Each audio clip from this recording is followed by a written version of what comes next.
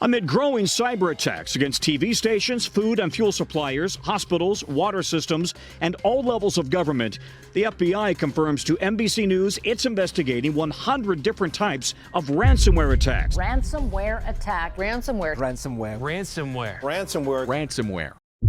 Ransomware. Wikipedia defines ransomware as a type of malware that permanently blocks access to the victim's personal data unless a ransom is paid. In this video, we're going to be going through the history of ransomware, right from where it began to where we're at today. Without any further ado, let's begin.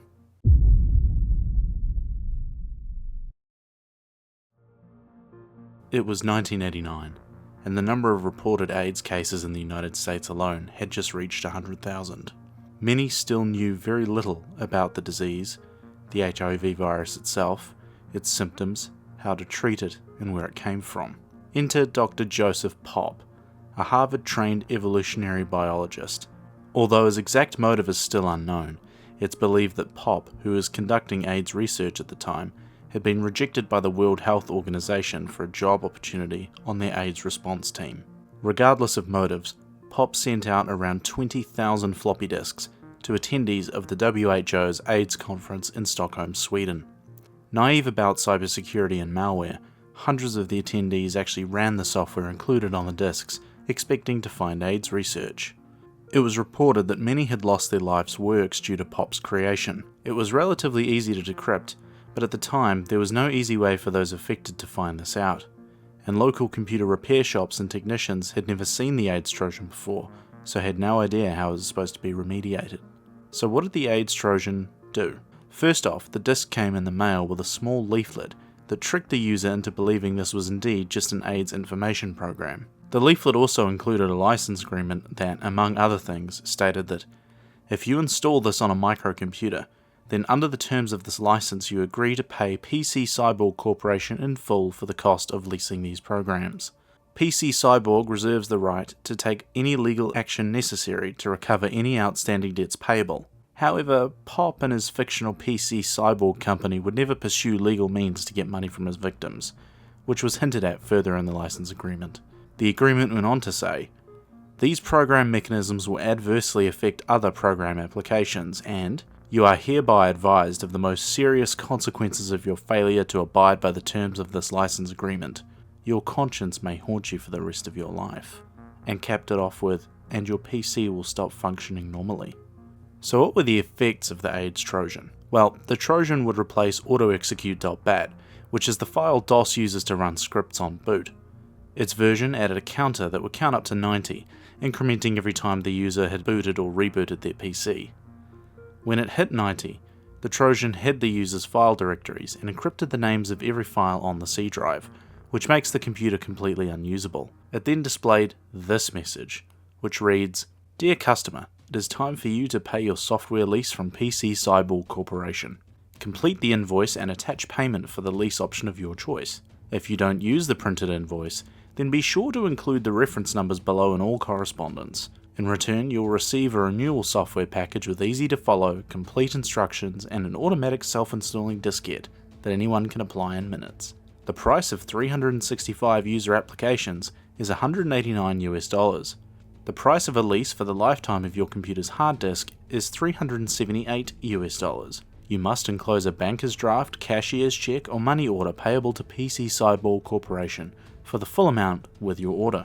Include your name, company, address, city, state, country, and zip or postal code. Mail your order to PC Cyborg Corporation, PO Box 87 1744, Panama 7, Panama. So, what happened to Joseph Popp? Well, conflicting information exists, but according to the most reliable reports, he was arrested in Amsterdam during a baggage check where he began acting erratically, and then was sent back to the US. He told authorities when he was arrested that he'd planned to give the raised ransom to AIDS research. British authorities requested that he be extradited and face trial there for 10 counts of blackmail and extortion. At the time of his trial, Popp's lawyers told the judge he was unfit to stand trial, and he'd reportedly worn condoms on his nose to prove he was mentally unwell. Ultimately, a judge agreed, and he was never held accountable for his actions in court. Popp died in 2007, and with him, the last traces of the AIDS Trojan and the PC Cyborg Corporation that never existed.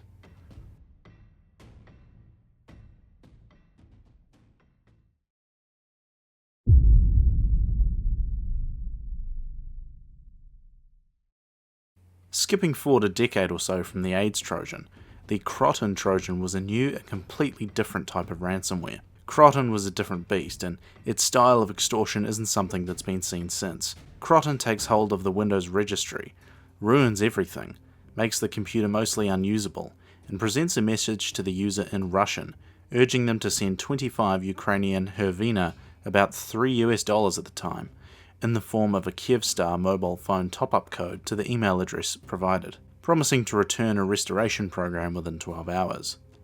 There's not too much to say about this as the author was never found, but let's take a look.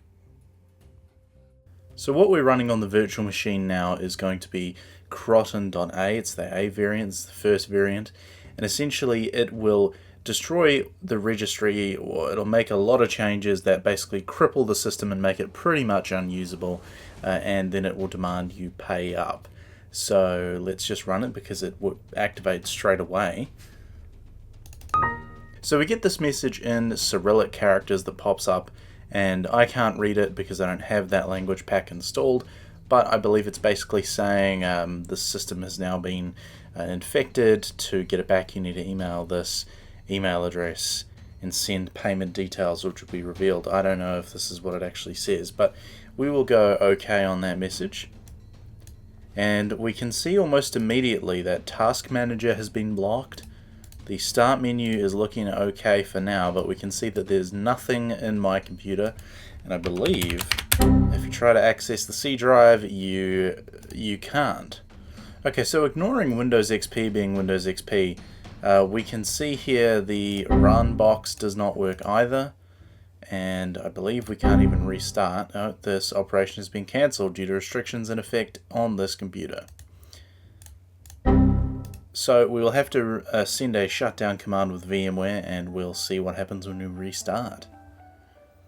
Okay, so the first thing we see here is a message that says danger, and although this message is in Cyrillic, I do actually have the translation. So the translation says, this is a very rough translation by the way, but it says, if you want to restore the normal operation of your computer without losing all the information, having saved money, but send me the Kyivstar account replenishment code for 25 hryvnia by email. Now that's the Ukrainian currency, and it's about $3 worth back in this 2005-2006 time. In response, you will receive a file to delete this program by email within 12 hours. So, okay, we'll just press OK. And we can see that for some reason it has shifted the desktop wallpaper. I'm not really sure why. But the Start menu is completely destroyed. Can't really do anything. I mean, yeah, the computer is pretty much toast. We can open Internet Explorer, which redirects us to rotten.com/lightning. This is a shock page, and it does show a lightning victim. I don't believe this is actually in service anymore. This web page doesn't exist anymore. I could be wrong about that. But it also adds whatever this is to all of our open title bars. Now what's interesting is you can't close these windows. So it disables the ability to close open windows for some reason. We still can't get to the C drive. It says accessing the resource C has been disallowed. The only way to get your data back at this point, besides paying this back in the day, would have been to restore from backups, or you can use a bootable live CD to get in and recover the data and then reinstall Windows. You can't undo these changes too easily unless you use a live CD to restore an earlier copy of the registry as well, or a Windows default one if you've got a pretty standard Windows installation with nothing much else installed. But yeah, this machine is completely toast.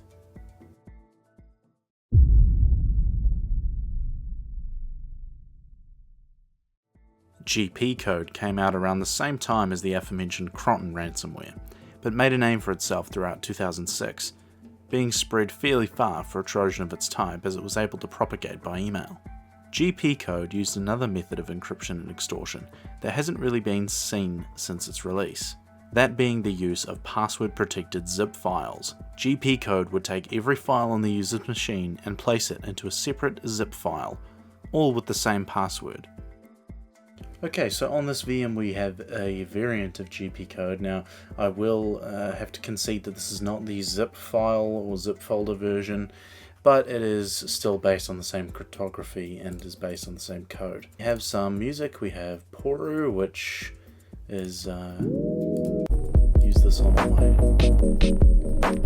use that on all my channels, videos, and we also have some important images. We have the title cards that you've seen so far. We have this dog who was surprised. We have when I got 500 subscribers. We got the information diskette from the last entry, or the first entry rather, and we got the translated Croton message. And we also have Uni as well as the PC Pal logo, but Uni looking at us. Now, he is the most important file in here, so we'll see if he survives. He is the strongest, so we'll see.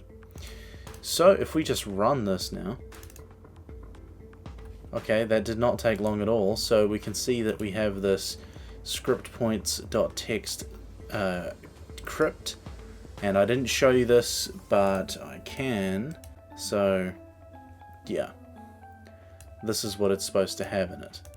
So it's probably the easiest one we can do. So we can just take the crypt off the end of that and say okay, and we can see it is dead. It says all your files are encrypted, please read crypted.txt, and you know it's old because it's got an ICQ number at the bottom. So if we go ahead and open this up, you see all your files are encrypted. If you wish to decode files, buy the decoder. Cost of it is $89. How to buy: send money only via payment system libertyreserve.com, which has gone defunct, and put it in this account. And also your email, which we will just send the coder right after payments. No PayPal, no cash, only libertyreserve.com, and this is the contact info. Do not delete or change this file. So I'm pretty sure this just sets this as the wallpaper. I don't know why it can't seem to put it on top of the folder properly, but whatever. And we can see that our files are encrypted. We try and open it, it says it does not match the format. Yeah, we can try and play it, but it can't. And if we go to our important images folder, we can see that most of these are fine, but the JPEGs got crypted. And if we try to get rid of that, if we want to get rid of the .crypt extension, it won't open, and I don't think you can open it with Paint. It's not a valid file. But luckily Uni is still here, so the damage is recoverable.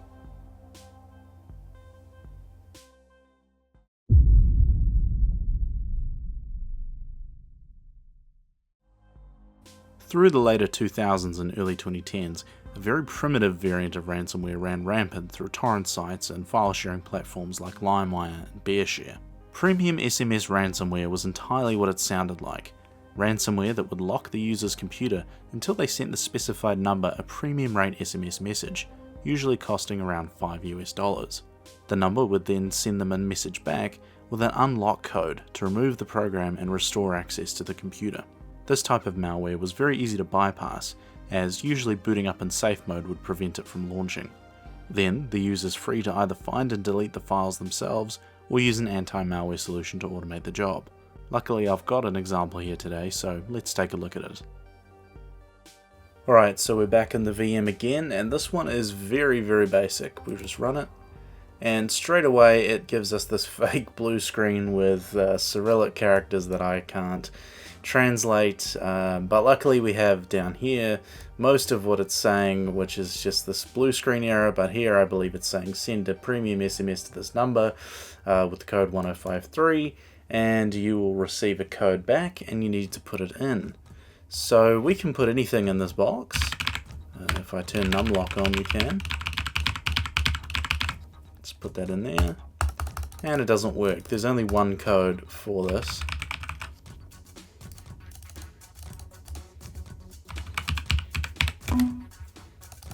Nope. So this one you can't use Task Manager to get around it. You go right alt delete for control delete. We can see it is trying to open it, but it is just knocked down in the background. This is a very simple piece of malware. All SMS ransomware is basically like that. These include the ones that pop up in the corner of the screen or on boot or whatever, but they're all the same sort of flavor of thing.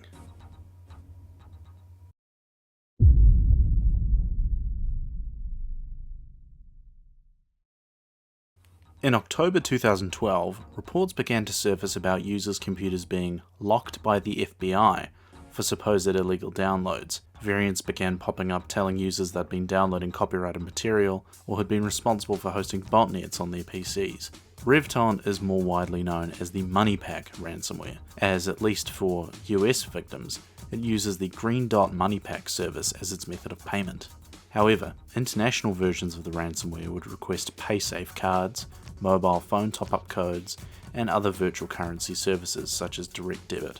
Enter Zane Kaiser from the riverside town of Barking in the UK. Kaiser, along with a group of Russia-based cybercriminals, created Revton in early 2012, and Kaiser was responsible for purchasing large amounts of advertising traffic on adult websites to propagate the ransomware. When advertising affiliates and websites caught on to Kaiser's wrongdoing, that's when things got interesting. According to the UK's National Crime Agency, Kaiser reportedly hit at least 2 separate companies that were complaining with DDoS attacks, and told the director of another company that had raised concerns that he would, quote, first kill their servers and then, quote, send CP spam abusers.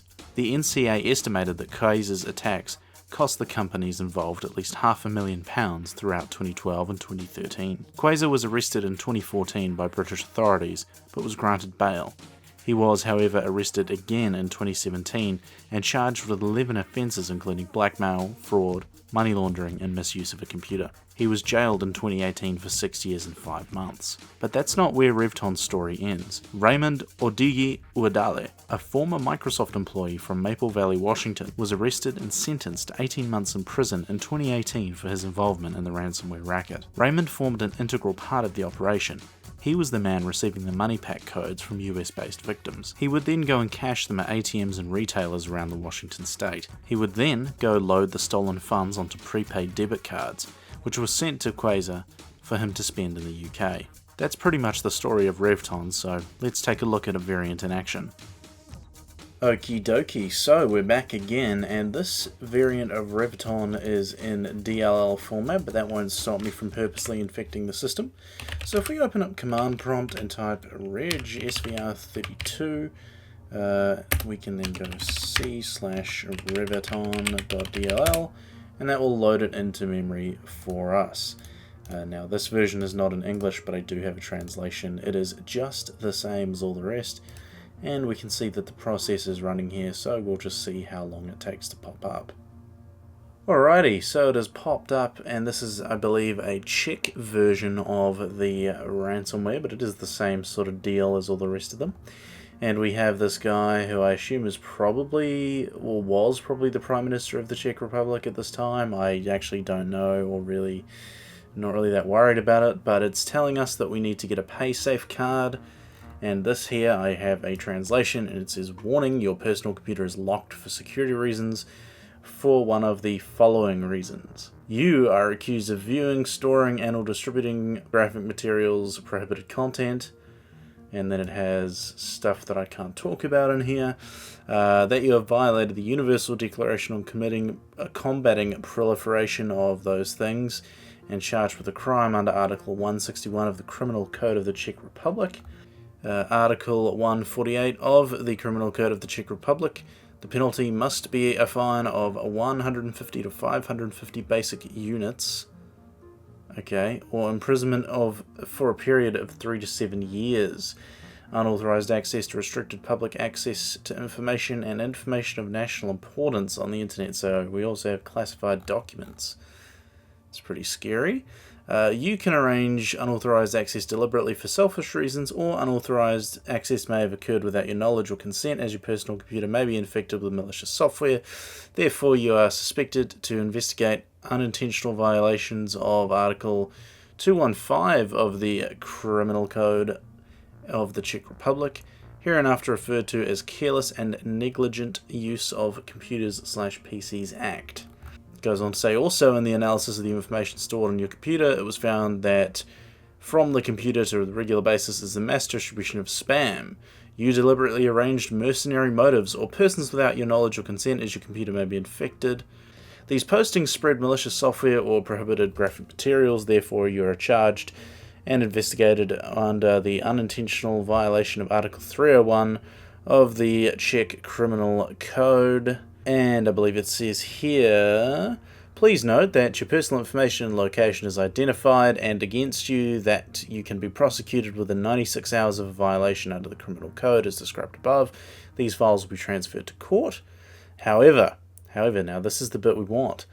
In accordance with the amendments to the Criminal Code of the Czech Republic on the 10th of July 2013, and your statement of human rights violations may be considered unintentional if such violations are committed by you for the first time, you will not be prosecuted. The condition can be met by paying a fine to support projects to protect cyberspace on the internet. And this here says, under the supervision of the Ministry of Internal Affairs, Interpol, the Copyright Alliance, International Cyber Alliance, Security. And it's International Cyber Security Protection Alliance. So every single variant of Revton is basically this sort of thing, where it says that you've committed some crime, usually around either copyright or some sort of adult content offence. Now, I don't know what this says, but it's something Department of Cyber Criminality, I'm assuming. But yeah, all of the Revton variants are just this thing, where it's this is a web page, it's an iframe object, and you can kind of get around it, but like not really, because if you open something, it just pops up in front of it, which is pretty annoying. But these are fairly easy to remove. You can just get into safe mode, and then you'll be good to go.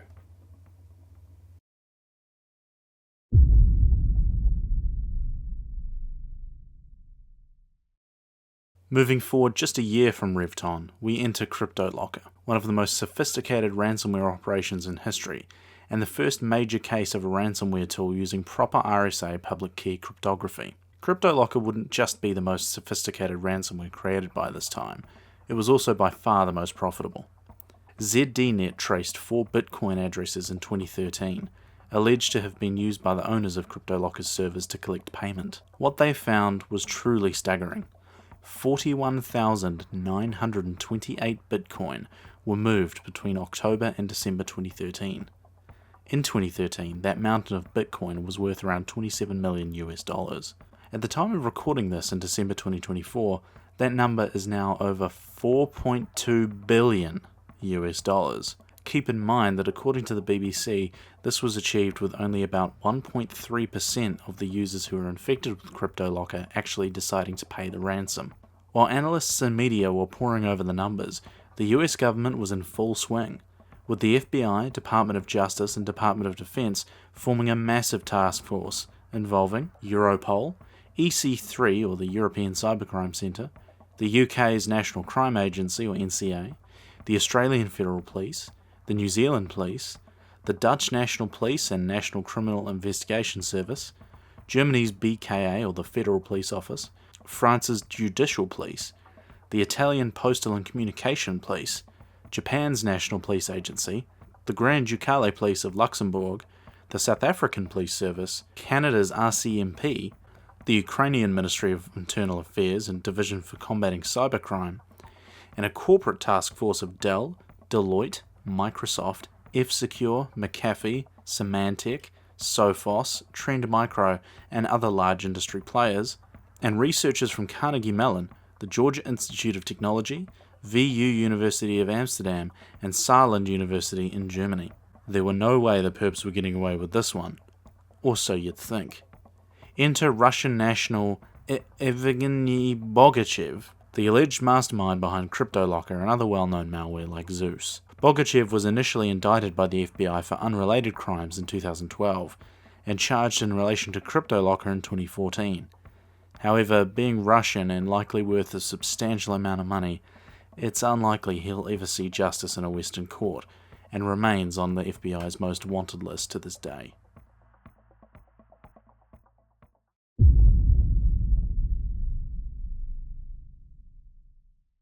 On Friday, May 12, 2017, the first ever instance of the WannaCry ransomware was reported in Asia. Not that it was named that yet, or known just how widespread it would become, but it happened. It's surmised that the attack vector was a vulnerable SMB port, rather than via email phishing, which was the primary method of infection in the past.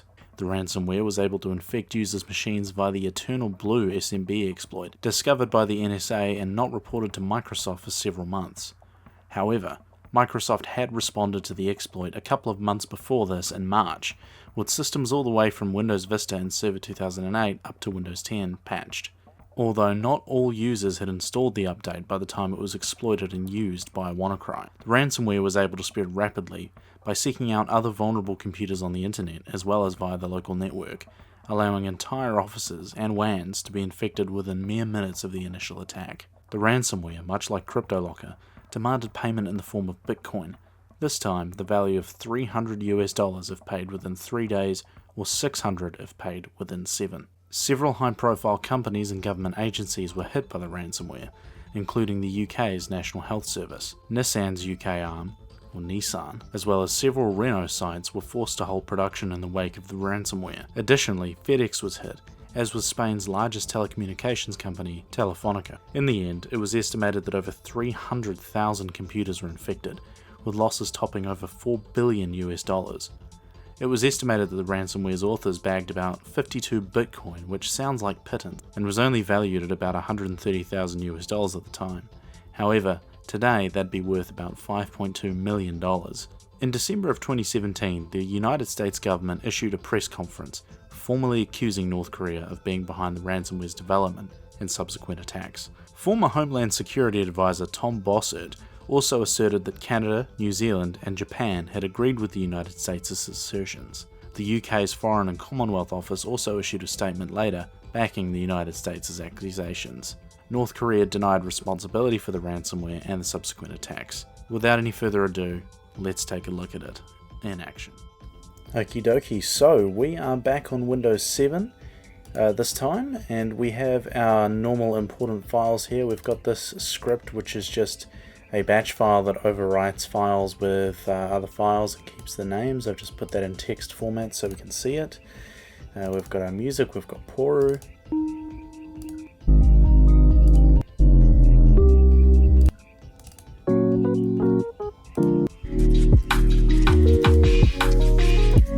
Those files are there, and we have important images, some adorable pictures of Uni. Look at him.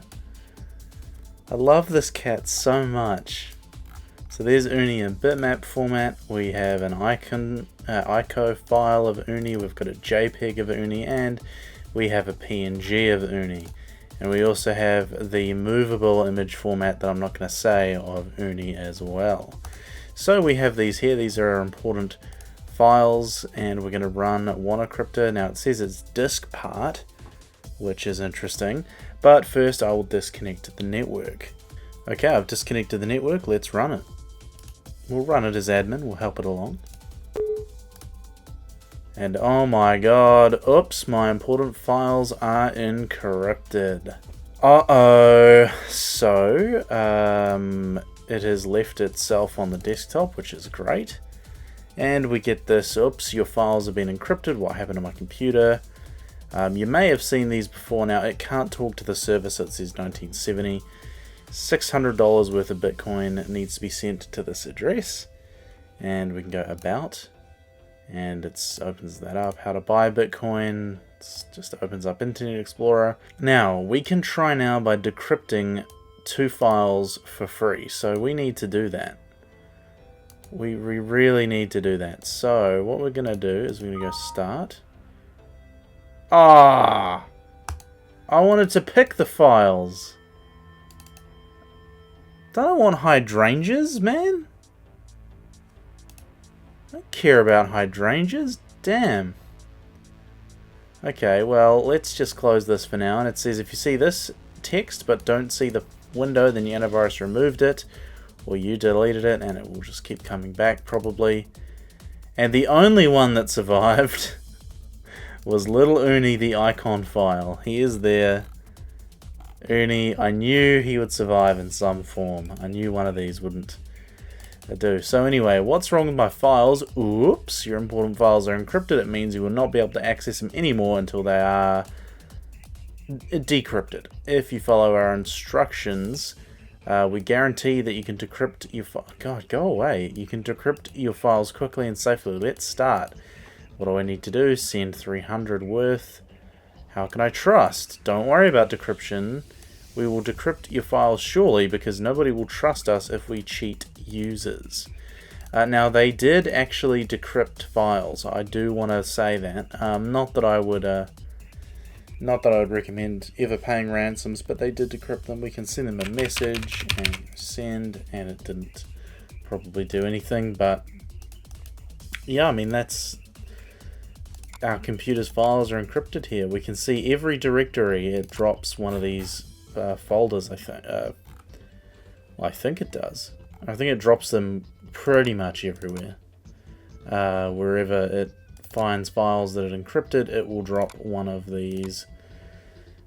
Please read me, and a copy of itself as wannadecrypted.exe. Now that'd actually be very important if you needed your files back. If we go into user, we go downloads, nothing in there, but the pictures, where was that sample picture that it decrypted? Oh, and it's frozen. Okay, epic. Right, let's open it back up and go decrypt. Pay now if you want to decrypt all your files. Damn it. Well, you know, that was a little bit too obvious, wasn't it? Is it public? Oh, it didn't even give me my hydrangeas back. What are you talking about? Where's my hydrangeas? It said it gave them back. Now, it's also interesting, it says the payment will be raised on this date now. I was just about to sign off, but now it's added the thing that says... Wait, can I decrypt more files? No. No, I don't want to pay. I don't want to pay. It says, we will have free events for users who are so poor they couldn't pay in 6 months. Well, that never happened, by the way. Yeah, you know what, that's actually a good point. Back in the day, you did need to allow this file, as well as the other decryptors. You did need to allow those through your antivirus, otherwise you were a little bit poked. Speaking of poked, all of our files.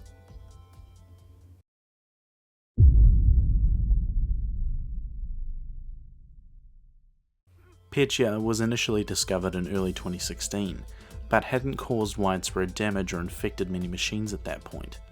However, on June 27, 2017, several Ukrainian firms announced that they'd been attacked by ransomware. On the same day, Kaspersky Labs reported infections all over Europe and the United States, mostly concentrated in Western Europe and the UK. The next day, anti-malware vendor ESET had estimated that around 80% of the reported infections had taken place in Ukraine, with 9% taking place in Germany. It was later found by ESET that the update servers of the very widely used Ukrainian tax software MEDoc were compromised to deploy an infected update to users, possibly up to 6 weeks before the actual attacks took place. Among the international companies affected were Maersk, Merck & Co., Reckitt Benckiser, DHL, Jawahar Port in India, and Mondelez International.